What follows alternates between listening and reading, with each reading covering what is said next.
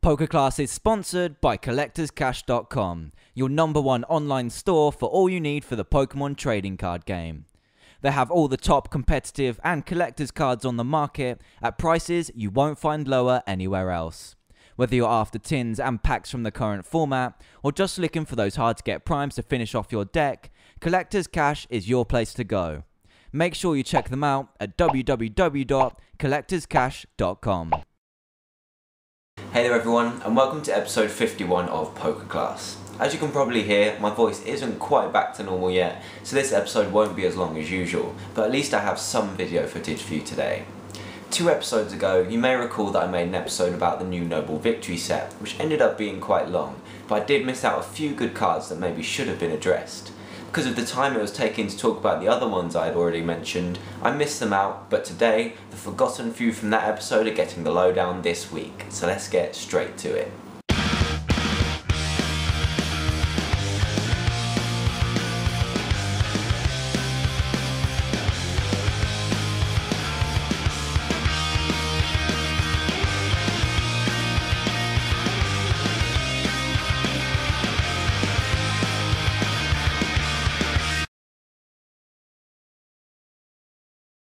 First up, let's talk about the Musketeer trio, since they do make up half of the full arts from the set, and we'll start with Virizion.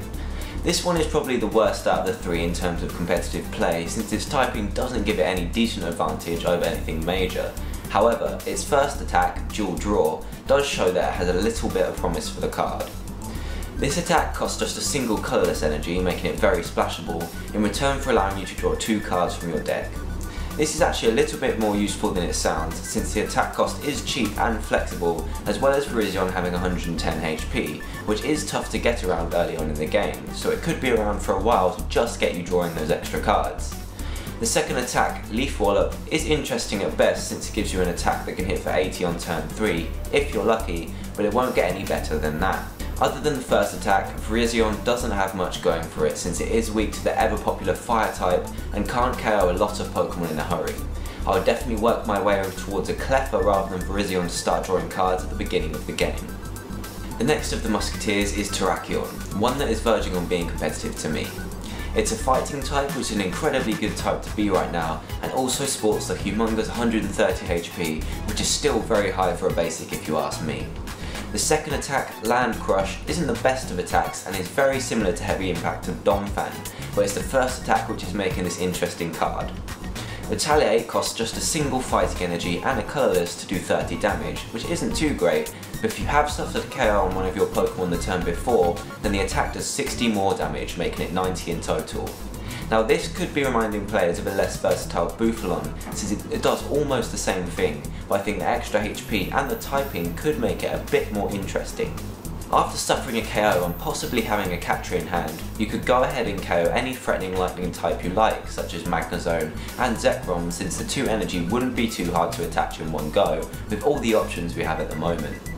Terrakion does sport a rather nice grass weakness rather than the water, meaning that it won't be threatened by the Noose Cryogonal, but the maximum retreat cost and almost uselessness when it's being used for a KO may just push this Pokemon out of the competitive scene. The last Musketeer is Cobalion, who's been getting a bit of hype since it's been reported to be doing well in Japan at the moment. This guy is currently bringing the Steel type back since it has a built-in mechanism for fending off those Fire types for at least a turn, which is why it's been getting the slight hype. The first attack, Energy Press, is kind of standard and costs just a metal and a colourless, in exchange for doing 20 damage plus 20 more for each energy attached to the defending Pokemon. This could be useful in the early game against decks that are attaching energy frantically for powerful attacks later on, or help in the mid game where energy is still on the field before it's been used. However, the second attack is what we need to look at. Iron Breaker costs just a metal energy more than the previous attack and does 80 base damage, with the added benefit that the defending Pokemon cannot attack during the next turn. This is very similar to Beartic from Emerging Powers, but has a much larger damage output and can be put into play much easier than Stage 1. This Pokemon is also a better choice because of its type, which could sound a little crazy, but you'll see why at the end of this episode. As it stands by itself, it provides a fairly decent attack along with the average amount of HP, and it can abuse special metal energy if needed. However, I will revisit this later as I said a moment ago. Moving on for the full arts, and I have 3 more cards that I want to shed light on, starting with Durant, the somewhat comic card of the set. This 70 HP uncommon has been getting a lot of attention recently because of its fairly unique attack called Devour. This attack costs us just a single metal energy, which means we can get going from the first turn.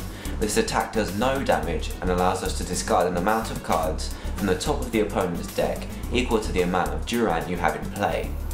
Obviously, the max amount of Pokemon with the same name that you can have in the deck is 4, so this means that you'll be discarding 4 cards maximum from your opponent's deck every single turn from turn 1.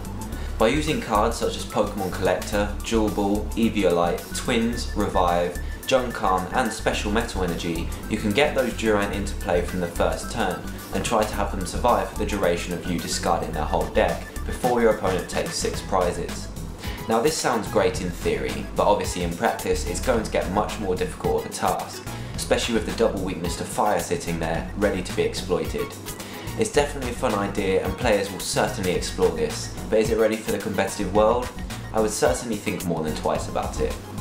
The second to last card I want to talk about is X-Transceiver, which is kind of being lost in the hype of other trainers, but it could find some competitive play even though it is very flippy.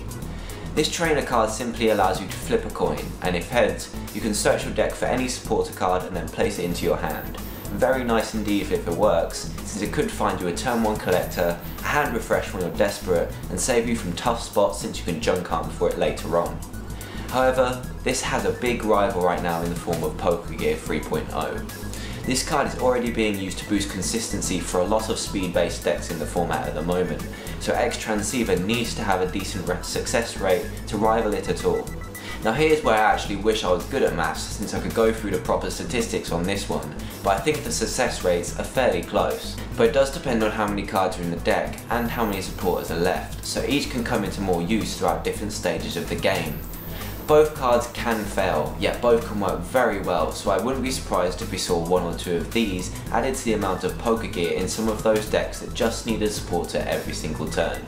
If someone does know the exact maps of these 2 cards, then please comment below. So I'm on to the last card that I think needs proper attention, and I can't believe I didn't talk about this in the last episode, since it is going to be a definite annoyance when the new set becomes legal in competitive play. Vanilluxe is a stage 2 water type Pokemon with 130 HP, 2 attacks and a very nice weakness to metal rather than lightning. This Pokemon looks fairly normal when just glancing past, but you just need to read the small print on the first attack to see how this guy could start hitting the format with some amazing annoyance when paired with another card in this set. Double Freeze does exactly what it says on the tin. For a single water energy and a colourless, you get to flip 2 coins and do 40 damage for each heads, but if you do get at least 1 heads, the defending Pokemon is also paralysed. Now this is already pretty decent odds when flipping the 2 once, aiming for paralysis rather than the max damage output, but pair this with the possible reflip when using Fliptini and you have more than a 95% chance of hitting paralysis on the defending Pokemon, which is amazing. Paralysis is probably one of the best status conditions to inflict, simply because it stops the opponent from doing anything and only having the option of playing Switch to get out of it every single time it occurs. With at least 95% chance of inflicting a painful lock on the opponent with only one possible way of getting out of it is going to get some competitive play without a doubt, and we're already seeing ideas of it being paired with the likes of Vileplume to even block the way out of Switch 2. People are either using Mew to see off Vanilluxe to start using Double Freeze as quickly as possible, or use the full stage 2 to have the advantage of their extra HP. Either way, this card is going to start causing a stir in the metagame, and that is what the playability of Cobalion has been told. If Vanilluxe gets more popular in the future, Cobalion is going to be one of the best Pokemon to hit it for double weakness and get one-hit KOs on it very frequently. Either this, or Steelix could even make its way back into the format. Steel is definitely going to become a lot more playable than it is now, especially if cards like Vanilluxe become more popular, since it will have a good type advantage for once.